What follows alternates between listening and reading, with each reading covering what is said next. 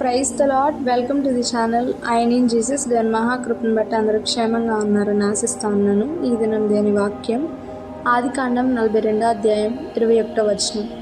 అప్పుడు వారు, నిశ్చయముగా మన సహోదరుని ఎడల మనం చేసిన అపరాధమునకు శిక్ష పొందుచున్నాము.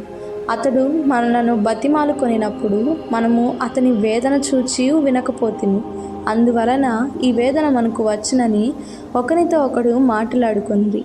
ఈ దినం మనం యోసేపు గారి జీవితం నుండి మరొక విషయాన్ని ధ్యానించబోతా ఉన్నాం. అదేమనగా, యోసేపు గారు తన సహోదరులు ఏ విధంగా తనకు చేశారో అదే స్థితిని దేవుడు వారికి తెచ్చి వారి ఎదుట యోసేపు గారిని సాక్షిగా నిలువబెట్టారు. ఏ విధంగా అంటే, ఈ విధంగా మనం ఆ రోజు తన యొక్క వేదనను చూసి కూడా మనం వినలేదు, అందుకే మనకి శిక్ష వచ్చింది.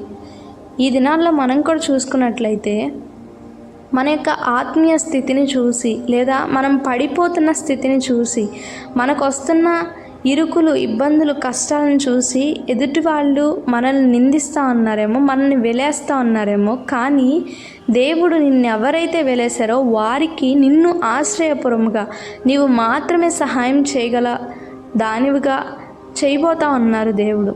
అట్టి రీతిగా చేయాలంటే యోసేపు గారు మౌనముగా ఉన్నారు. దేవుడు ఎటువంటి మార్గం గుండా, ఎటువంటి శ్రమ గుండా నడిపిస్తున్నారో దాంట్లో ఆయనకు నమ్మకంగా జీవించారు. అటువంటి నమ్మకం మనం కూడా కలిగి జీవించాలి. ప్రార్థించుకుందాం. మమ్మల్ని మిక్కిలిగా ప్రేమించిన మా ప్రియ పరలోకపు తండ్రి, దేవా, ఈ దినమందు ప్రభు నాయన, నీవు నేర్పించిన విషయం మేము తగ్గింపు స్వభావం కలిగి నువ్వు నడిపించే మార్గంలో మేము నడవడానికి కావలసిన ధైర్యమును, శక్తిని, అందుకు తగిన హృదయంను మీరే మాకు అనుగ్రహించి నడిపించండి.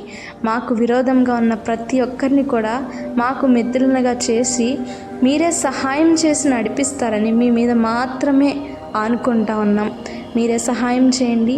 మీరే సమస్తమైన మేళ్లను, ఆశీర్వాదములను కుమ్మరించమని ఈ ప్రార్థన నజరేయుడైన మా ప్రభువును రక్షకుడైన యేసు అతి పరిశుద్ధ నామములో వినయంతో అడిగి వేడుకొని పొంది ఉన్నాము తండ్రి. ఆమెన్.